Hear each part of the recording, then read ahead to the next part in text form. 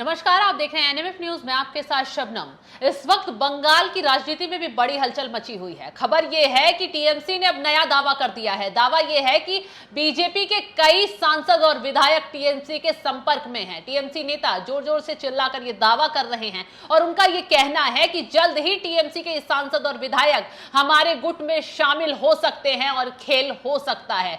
तो अभिषेक, जिस तरीके से टीएमसी ने बढ़त बनाई है बंगाल में और बीजेपी को नुकसान हुआ है, हालांकि बीजेपी के नेता जो हैं आपस में ही एक दूसरे पर हार का ठीकरा फोड़ने में वहां कलेश देखने के लिए मिल रहा है। उसी बीच टीएमसी का दावा आना, तो वाकई में टीएमसी खेल कर सकती है और बीजेपी को नुकसान फिर हो सकता है। देखिए, टीएमसी और बीजेपी पर मैं आऊं उससे पहले मैं आपको एक बात बताना चाहूंगा। कल मेरे साथ एक पंडित जी बैठे थे।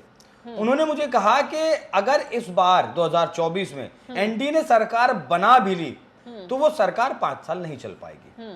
और अगर ऐसा हुआ तो प्रधानमंत्री मोदी के करियर पर, राजनीतिक करियर पर एक दाग होगा। क्योंकि आज तक उन्होंने जितना भी शासन किया है, मुख्यमंत्री रहते हुए किया हो या प्रधानमंत्री रहते हुए किया हो, वो पूर्ण बहुमत की सरकार चलाई है। लेकिन इस बार हो सकता है उन्हें खिचड़ी की सरकार चलानी पड़े अगर उनके सहयोगी दल नहीं छिटकते हैं या फिर उनके अपने सांसद नहीं टूटते। हालांकि राजनीति या राजनीति में संभावनाओं का जो बाजार है वो हर वक्त गर्म रहता है। संभावनाएं ऐसी भी हैं कि एनडीए के साथ ही टूटकर इंडिया के साथ जा सकते हैं और संभावनाएं ऐसी भी खत्म नहीं होती हैं कि इंडिया के साथ ही टूटकर एनडीए के साथ आ जाएं। बातें बंगाल पर, बंगाल के बारे में बड़े राजनीतिक स्टेफोलॉजिस्ट माने जाते हैं प्रशांत किशोर। उन्होंने कहा था कि बंगाल में 2024 के लोकसभा चुनाव में बीजेपी सबसे बड़ी पार्टी बनकर उभरेगी। 26 से 31 सीटें वो जीत सकती है। 2019 का अगर मैं आपको आंकड़ा बताऊं तो 22 सीटें टीएमसी के पास थी, 18 सीटें बीजेपी के पास थी। लेकिन इस बार बीजेपी 12 सीटों पर सिमट गई और लंबी छलांग लगाते हुए सबसे बड़ी जो पार्टी थी वो बड़ी ही रही और 30 सीटों पर टीएमसी पहुंच गई। इसका एक मुख्य कारण शबनम ये भी है कि बंगाल के जो लोग हैं वो एक अलग तरीके की राजनीति करते हैं। बंगाल के लोगों को लगता है कि बीजेपी जो पार्टी है वो बाहर की पार्टी है, वो माँ माटी मानुष वाली पार्टी नहीं है, वो बंगाल की पार्टी नहीं है जिसे बंगाल के लोग चलाते हों। वो सीपीआई को वोट दे सकते हैं, कांग्रेस को भी वोट दे सकते हैं, वो टीएमसी को भी वोट दे सकते हैं। कांग्रेस का तो खैर सुपड़ा ही साफ कर दिया। कांग्रेस को भी का भी कल्चर इतना ज्यादा नहीं, वहाँ महामाटी मानुष पूजा को ज्यादा, वहाँ जो है वहाँ की जो लोकल पार्टी होगी वही उसी को वो वोट देंगे। और अब जिस तरीके से आपने कहा कि जो सांसद हैं बीजेपी के वो टीएमसी में जा सकते हैं, तो इसमें कोई बहुत ज्यादा अचरज वाली बात नहीं होनी चाहिए शबनम, क्योंकि बीजेपी का बंगाल में अपना कोई काडर था ही नहीं।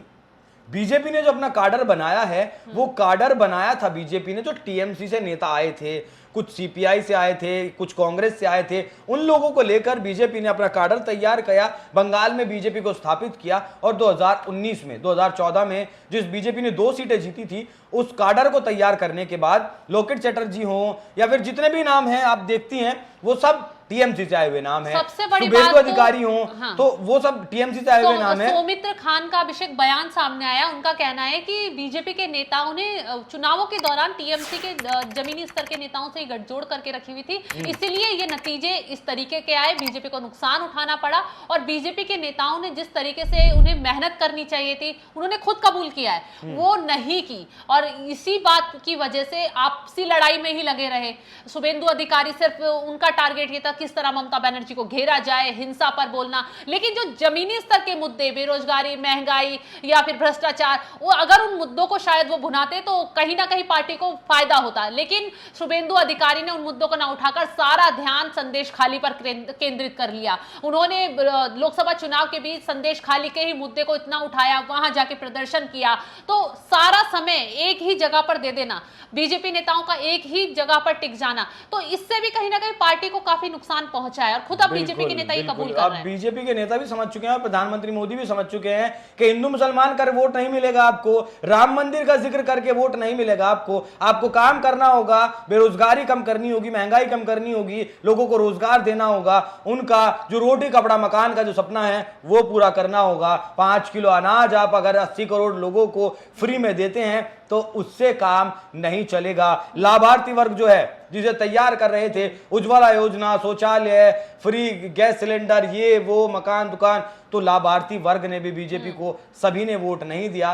तो अब बीजेपी मुझे लगता है इस चुनाव के बाद बहुत चीजें समझी होंगी। और मैं बंगाल पर था, बंगाल का जो काडर की बात कर रहा था मैं, बंगाल का जो काडर था वो टीएमसी का ही काडर था और अब वो नेता वापस जाने लगे हैं धीरे धीरे, और अगर वो घर वापसी कर लेते हैं तो मुझे नहीं लगता शब्द में बहुत ज्यादा अचरज की बात होनी चाहिए।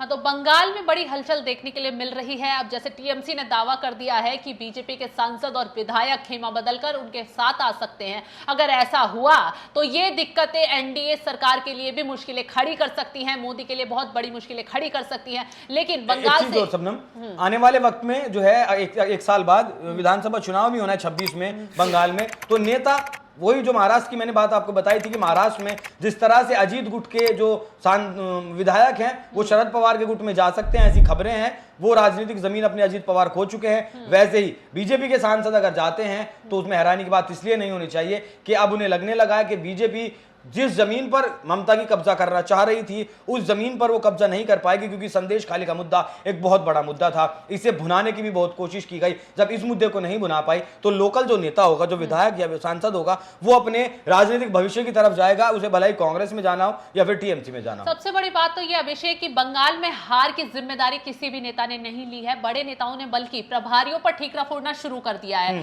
कि हार की जिम्मेदारी उनकी है, लोगों से कनेक्ट वो नहीं हो पाए। शुभेंदु अधिकारी ने भी अभी तक इस पर कोई बयान नहीं दिया है कि बंगाल में बीजेपी को नुकसान किस वजह से पहुंचा। हालांकि सभी नेताओं को दिल्ली तलब किया गया है बीजेपी के, और बैठक भी होनी है। इस बैठक में किस राज्य को लेकर क्या फैसला होता है ये जल्द साफ हो जाएगा। तो तमाम खबरों के लिए, तमाम अपडेट के लिए आप जुड़े रहिए हमारे साथ। नमस्कार।